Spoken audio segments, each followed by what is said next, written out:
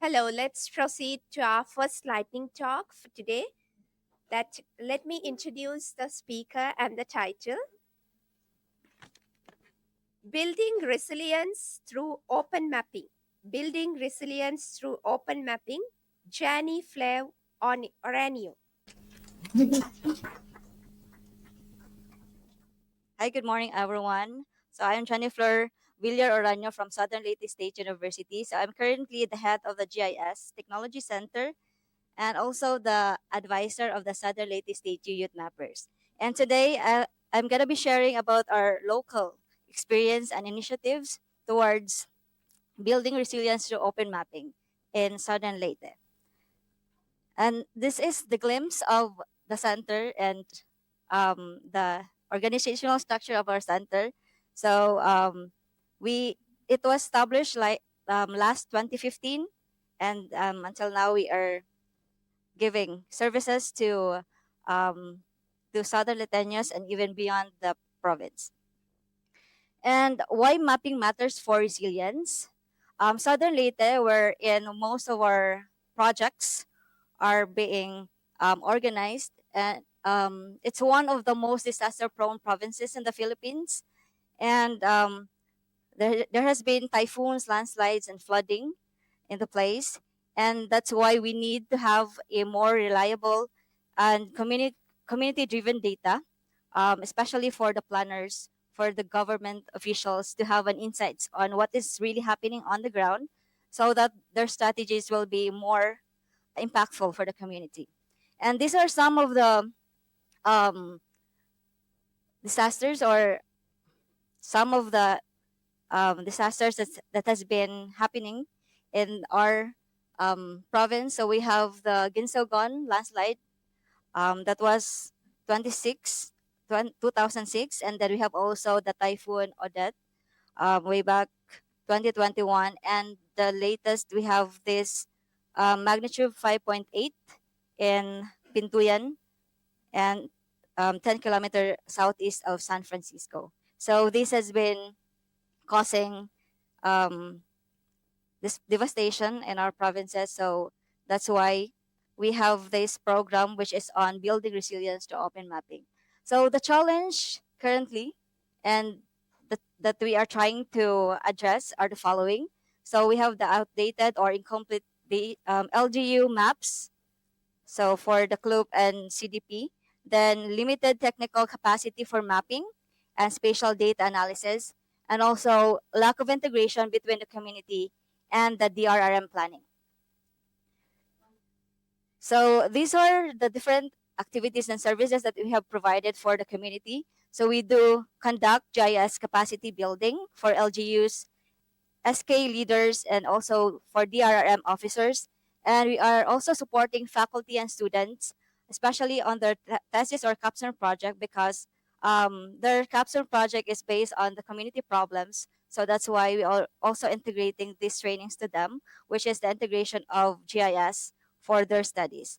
And then also offering capacity building for farmers to map out their farmlands so that we can also characterize the location of the farmlands as to the hazards and other thing. And then we have led community mapathons and participatory mapping. And also we have developed GIS manuals. This is for the sustainability of our training programs for the LGUs. And these are some of the pictures of our trainings conducted to the community.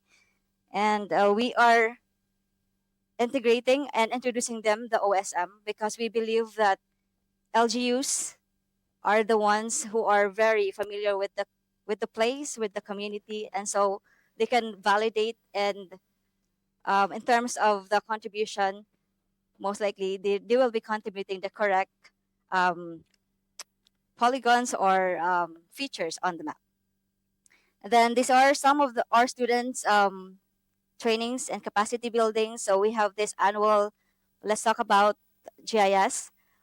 So the students got to share their findings, their studies, applying GIS to different sectors and different problems that they have identified on a particular community.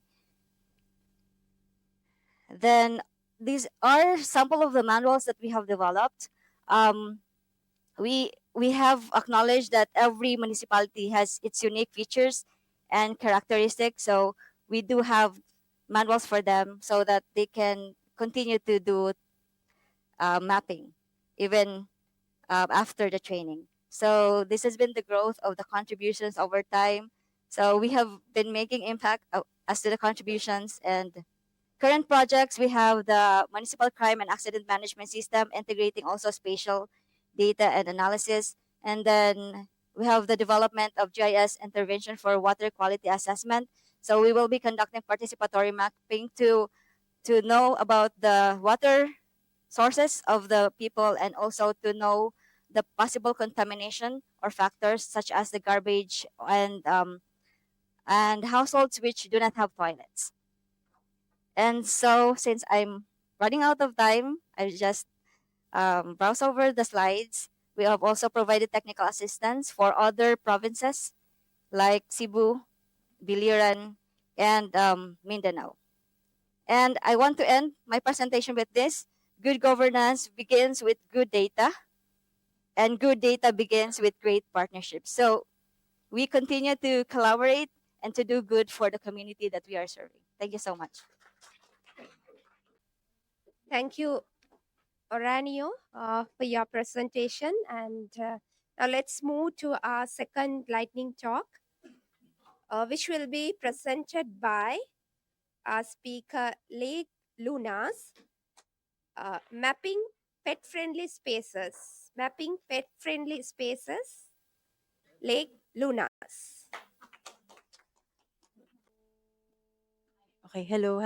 Good afternoon, everyone. So I'm gonna present mapping pet-friendly spaces in OSM. My first question is, who are pet owners here?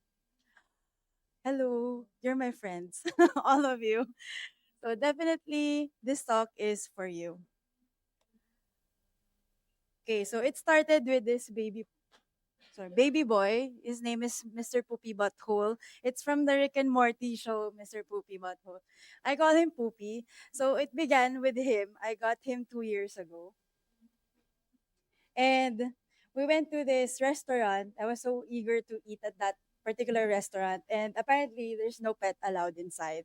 So my family and I took turns eating and watching him while we're waiting on the side. So while I was there, my family, they're eating inside the restaurant. And then after 5 minutes, okay, it's my turn. And then we take turns. So it was really a hassle for me as a pet owner to know where are those places that I can bring my dog with me. At least in the context of the Philippines, because I don't see a lot.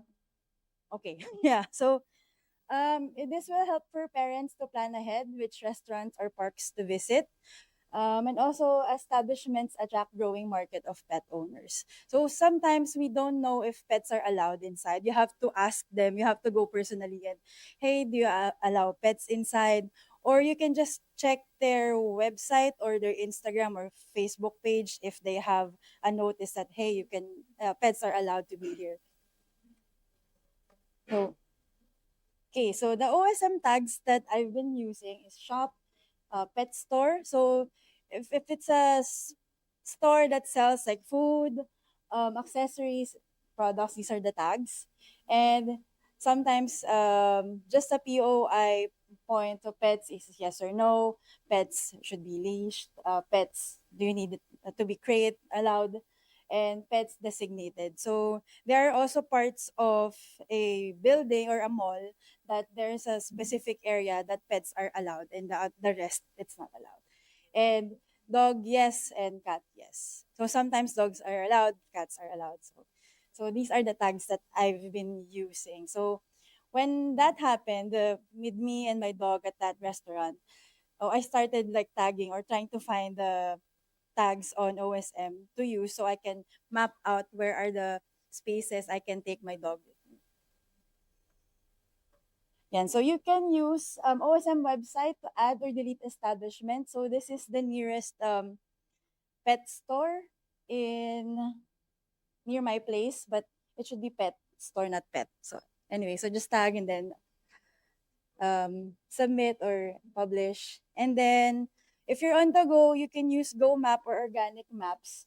So Go Map, you can specify also like pet snow, or it could be more specific. But in organic maps, you can find pet shop or dog park, but there's no cat park. Yeah, so these are some things that you can do online if you're on the go. And yeah, so next time if you visit a cafe or park with your pet, open OSM and add your tag. So it takes 2-minute edit to help thousands of pet owners. And possible future projects, I don't know. But usually when I go out and I have time, I'm bored. Instead of scrolling through Facebook or Instagram, I just find places like, oh, okay, the pets are not allowed here, so I'm tagging them. I'm thinking of having a walkathon in Maginhawa. It's somewhere nearby where I map out the establishments who have pet friendly spaces, and maybe thematic maps to showing all where they are located. So yeah, I'm not sure yet. It's new for me also. And thank you. You can follow my dog. He has his own Instagram page, and me also for collaboration. Thank you. Thank you, Lunas. Now let's move to our third lightning talk. Let me invite the speakers. Uh, More, Mia, Rensei, Yudai. The title of the lightning talk is Geo Drawing.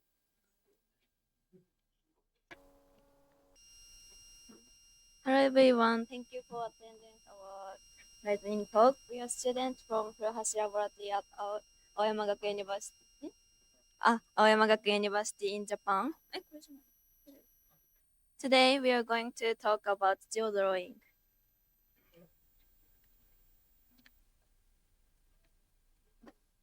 Okay, and first I'm going to tell you about what Geo Drawing is briefly. Maybe some of you might know about this, but Geo Drawing is art form that uses GPS functionally to record movement paths and then plot those paths on the map and creating shapes resembling pictures or letters. It means using your own movement as a brush to draw a picture on map. And then my senior of Furuhashi Laboratory wrote graduation thesis on geo drawing that drew lyric of Japanese famous band Sakanaction. That song is called Shin Takarajima.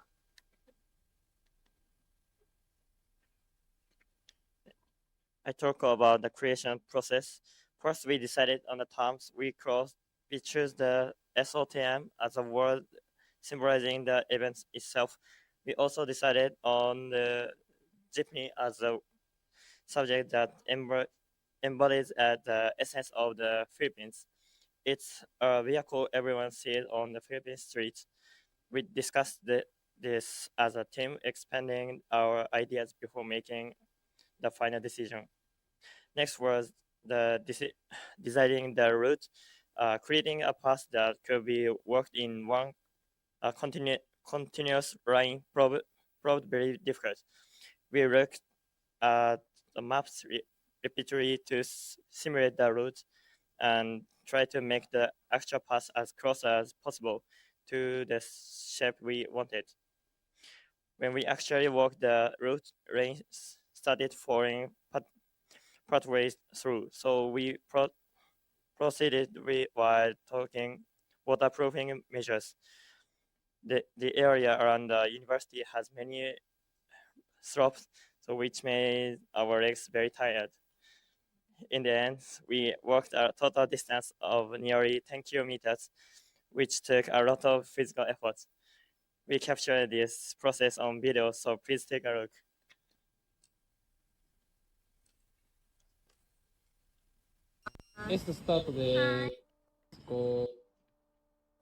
So this way we were able to enjoy working even in the rain.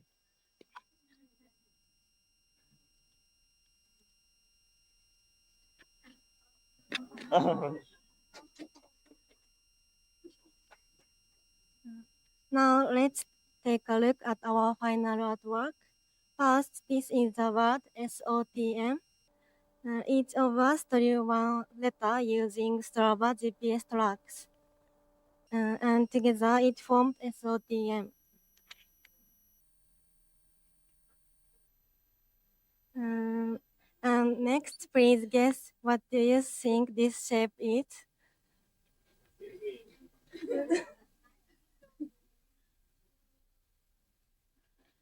Actually, we tried to draw the Jimny car, which is the logo with this year's SOTM Manila.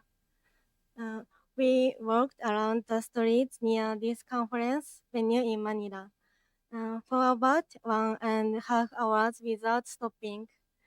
It was a bit difficult to find a good route using the road around here, so we carefully planned the order and direction and checked that each line connected perfectly without any gaps between them. This artwork shows how mapping can connect people, place, and creativity. Next, our final part is the summary.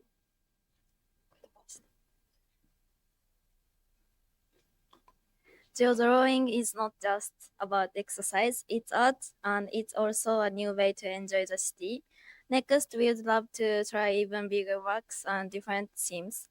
And we hope you will try creating your own artwork to using your footstep. Thank you for listening.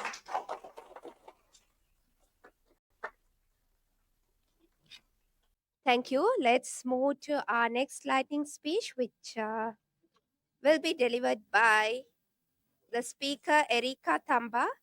OSM versus field practical training. OSM versus field practical training. Um, my name is Erick. I am from the United Republic of Tanzania, somewhere in Africa. Who knows Kilimanjaro? Someone from Asia. It's your favorite sport, right? So I invite you guys to hike Mount Kilimanjaro. It's the tallest mountain in Africa. So if you're at the top, you'll see everywhere in Africa. Yeah, that right, Riley? All right. So yes, my talk is on OSM and field practical training. Who here has been part of the Youth Mappers program? Youth Mappers? Yeah, cool. So I've served as the Youth Mappers regional ambassador for like 4 years consecutive, and I've worked in Africa in helping support building different OSM communities. So here I'll talk about a certain program that we developed during the program, the Youth Mappers engagement. And I'll just look at the background, cohort summaries, the impact, and what's the future. Yes, so as a regional ambassador, I found out that there are a lot of, people who are excited at first engaging with OSM, especially students at their early years. And after that, you won't find them no longer contributing to like mapping events or something. So the background actually started in 2023. This was like after my first cohort as a regional ambassador. And I found out that through partnerships with the universities, exploring some of the resources like computer laboratories, as you know, like in Africa, it's a really big challenge. Just having space for people to map, right? So we started going to different youth mappers chapters, like the universities, just to establish a proper memorandum of understanding on like if we could have 5 weeks of engagement with the student each year, that would have more like impact on it. So since then, our objective has been integrating open source technologies into the academic curricula. So they have credits the course that we provide to different universities. So this is our first cohort where we had 30 students from the Bachelor of Environmental Sciences and Management at Sokoine University of Agriculture. Yeah, and these are our highlights. We did some of the data processing and analysis from the data on OSM and other open source repositories that we find online students also engage in field data collection.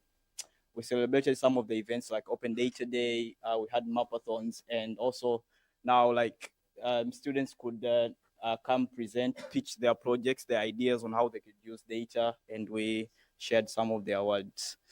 Yeah, these are some of the statistics which we got from the first cohort. This was the class of 2024 last year, where we had an increase of like 60 students from the same program, Bachelor of Environmental Sciences. And this was a larger cohort for us since we began. And again, the engagements were a bit similar, but we had something new where we now invited new partners, like virtually. We had someone from OSM Kenya and also OSM Uganda come share with our students, and they were really eager to know if they introduced to new tools, like they could speak with someone doing the same similar thing in another country. So it was a nice one, and this were some of the statistics. And interesting, we had used some Kobo to have a survey in a certain area where we mapped some of the point of interest to just add more details on the map. And yeah, this was class of 2025 this year, March, where we had also an increase, 68 students.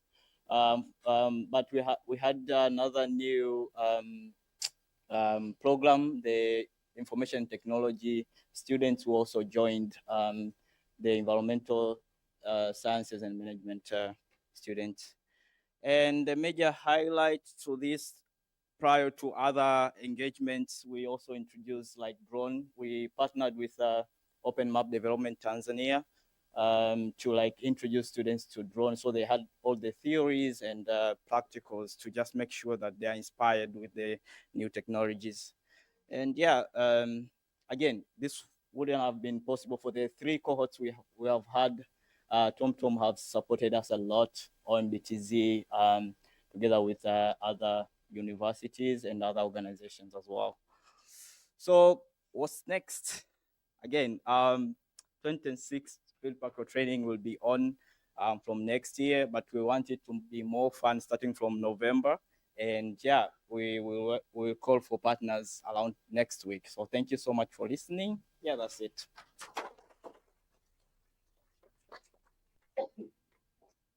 Thank you, Eric. Now let's move to our next lightning talk, which will be delivered by Dan Jacobson.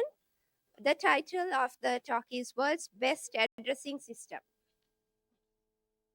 Okay, so we're talking about rectangular cities and what's the best way to address the houses in a rectangular grid city. And you can also do this for your computers in a data center, how to address all your thousands of computers in a data center. So we'll just go straight to the map here. And see, you control plus and make a bigger. Yeah.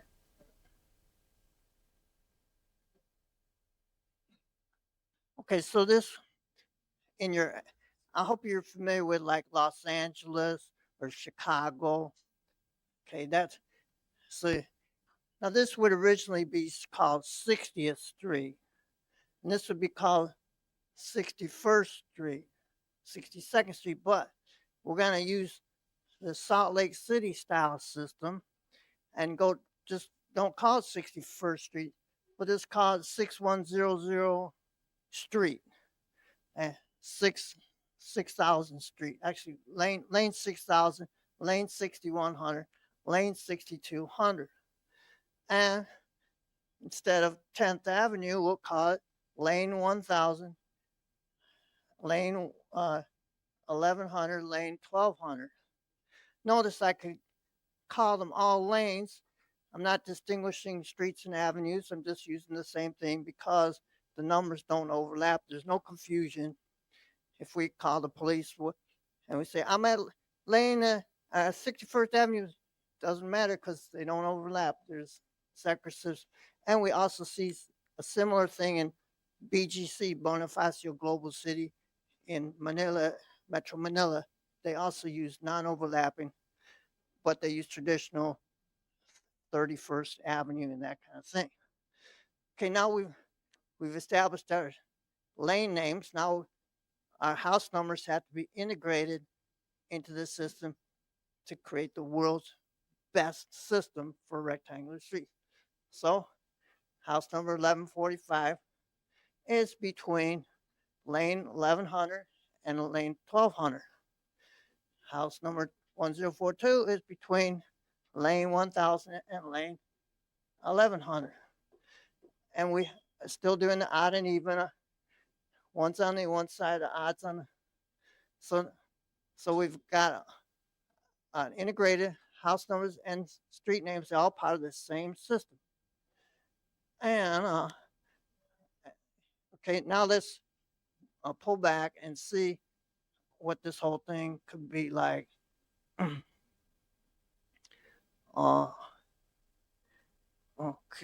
Oh. And, oh.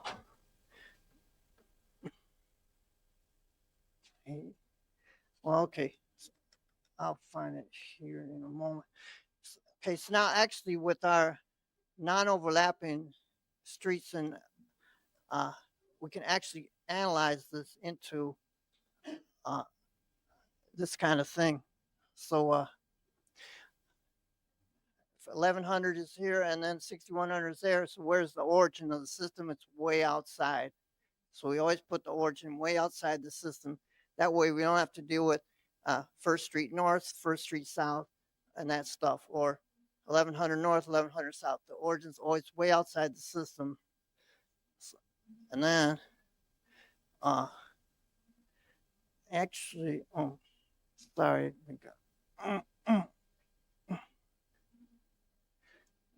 Okay. And so now we can analyze the whole thing. Now, originally you say, well, you have the X and Y axes, but we don't because it's a single axis. How could a grid have one axis instead of two? Don't you need X and Y? Well, we don't because we folded our axis, and it's and we call it 2500, and it's outside the system. So no X and Y, just a single axis with a fold in it, and you can do that. Who says I can't fold an axis? You can bend them, right? Well, why can't I fold it 90 degrees? So now what I've done here is I've got the world's best system for rectangle. You can't beat it. Salt Lake City's, Utah has this kind of system, but they blew it because they have the origin in the middle, creating confusion. I put the origin outside. And then, so I challenge all of you to come up with a more efficient system. You just can't do it because it actually combines the Chinese lane and alley numbers with the American system, and I beat all of them. I beat North and South America, and I'm the winner. Thank you. Thank you. Now let's call our last lightning talk speaker. The title of the speech is The Invitations to FSG for Hiroshima 2026. This will be presented by Tanaka. Okay. This is the souvenir and sharing everyone. This is tonjil miso soup, pork miso soup. Okay, let's get started. Invitation to Phosphor-G Hiroshima 2026. Phosphor-G Global 2026 will be held in Japan, Hiroshima, at the end of the August 2026. Hiroshima is in here. Japan is the middle coast in Japan. This is Osaka. This is Tokyo. So latest update is the teaser site at Phosphor-G Hiroshima 2026 is here. This QR code, sharing this QR code. Okay, what is OSU and Phosphor-G? OSU and the OpenStreetMap in the good relationship. OSU Foundation is the open source geospatial foundation. Phosphor-G is the movement for free and open source software geospatial. Also, always it seemed to always your Philippine active in the Philippines. Okay. In Japan, the submarine and the construction and the civil engineering and so on, this is very active. And many books on the open source geospatial topics and have been published. In here, it's the old book. In here.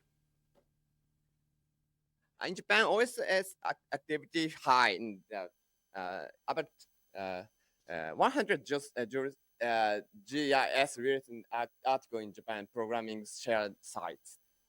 For example, Kita and Zen.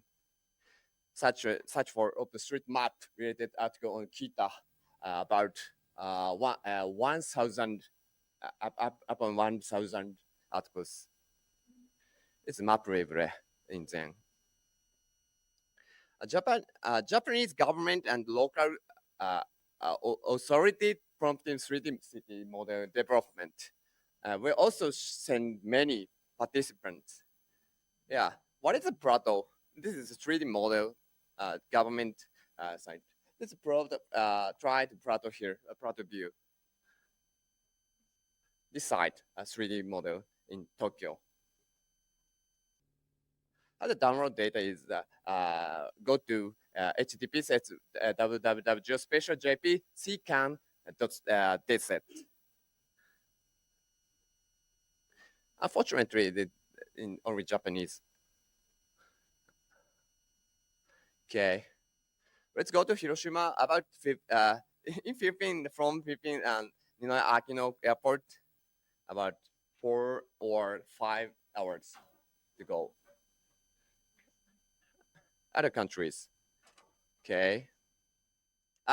We are providing grants. Community members and students, please apply. Student voucher will also be available. Recommendation.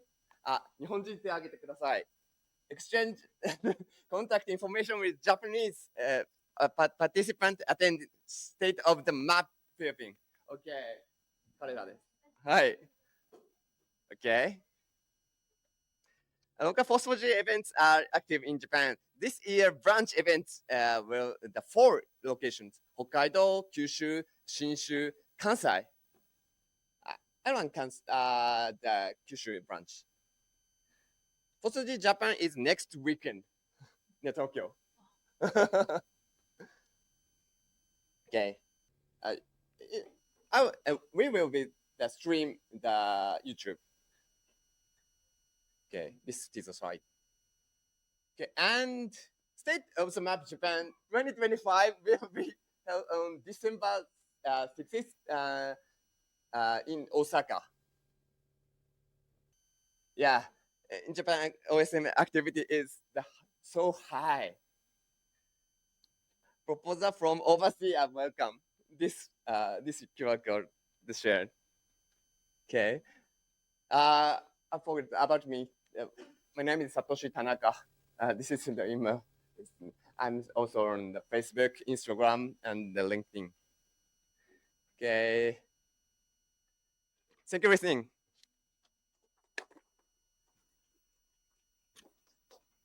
Thank you, Tanaka.